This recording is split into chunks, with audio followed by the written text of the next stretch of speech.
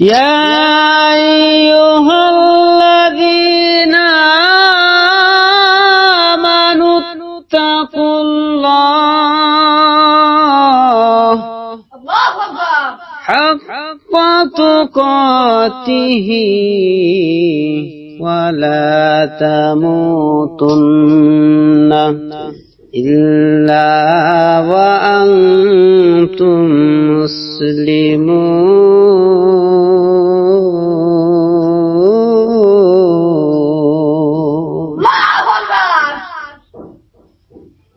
হে ঈমানদারেরা, আল্লাহকে ভয় করো, ভয় করার মতন ভয় করো। সাবধান সাবধান মুসলমান না হইয়া রে কবরে আসিও না। মুসলমান না হইয়া কবরে গেলে কবর বিপদ আছে ভয়ঙ্কর। কবরের রূপ বড় কঠিন, কারণ বিশ্ব নবী বলেন আল কবরু রাউযাতুম মিন রিয়াজিল জান্নাহ। রে 3.5 হাত কবর কারো জন্য জান্নাতের বাগান হবে। আও হুফরাতুম মিন হুফারিন নার, আবার কারো জন্য জাহান্নামের আগুন হয়ে যাবে, ইন্ধন হয়ে যাবে। তাই সাবধান, মুসলমান না হইয়া কবরে যাইও না। যে নবীর আমার আগে পিছনের সমস্ত গুনাহ মাফ, কি পরিমাণ কান্ত হাদিস খুলে দেখেন। আম্মা জান আয়েশা রাদিয়াল্লাহু তাআলা আনহা বলেন, নবীজি আমার বিছানায় শোয়া, হঠাৎ করে ঘুম ভেঙে দেখি নবীজি নাই। মনে করলাম অন্য কারো রুমে গেল নাকি। সমস্ত রুম তল্লাশি করলাম, নবী আমার নাই।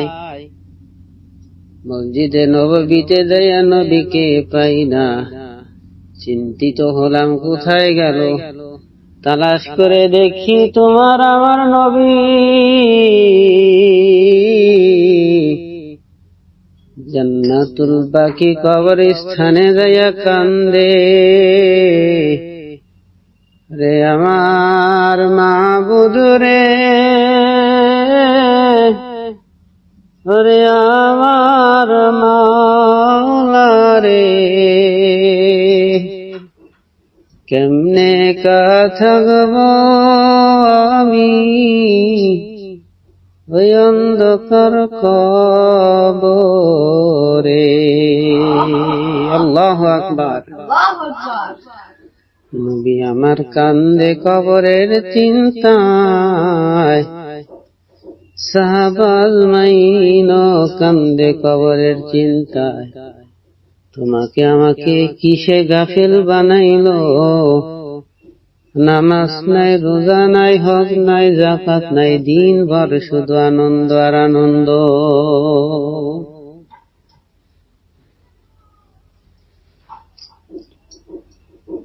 রাসূল আমার বলেন, আমি যা দেখি তোমরা যদি তাই দেখতে, তাহলে তোমরা বেশি বেশি পরিমাণ কাঁদতে আর কম কম হাসতে। কবরের আযাব যদি তোমরা দেখতা, তাহলে হাসতে না, শুধু কাঁদতে। মৃত্যুর আযাব যদি তোমরা দেখতা, তাহলে অবশ্যই কাঁদতে, হাসতে না।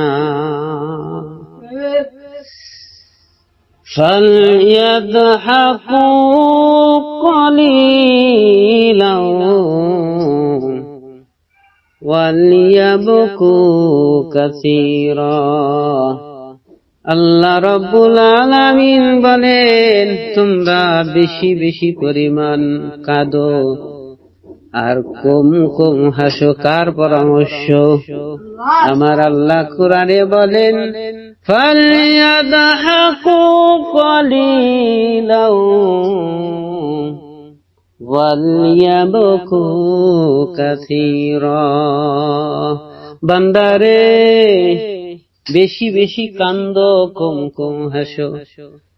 কারণ যেই চোখ আল্লাহর ভয়ে কান্দে, ওই চোখের জন্য আল্লাহ জাহান্নামের আগুনকে হারাম করে দিয়েছেন। সুবহানাল্লাহ।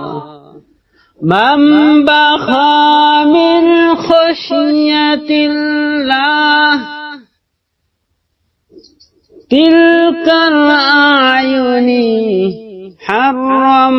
হারামাহুল্লাহু তিলকাল আয়ুনি আলান নার। যেই চোখ আল্লাহর ভয়ে কাঁদে, ওই চোখের জন্য আল্লাহ রাব্বুল আলামিন জাহান্নামের আগুনকে হারাম করে দিয়েছে।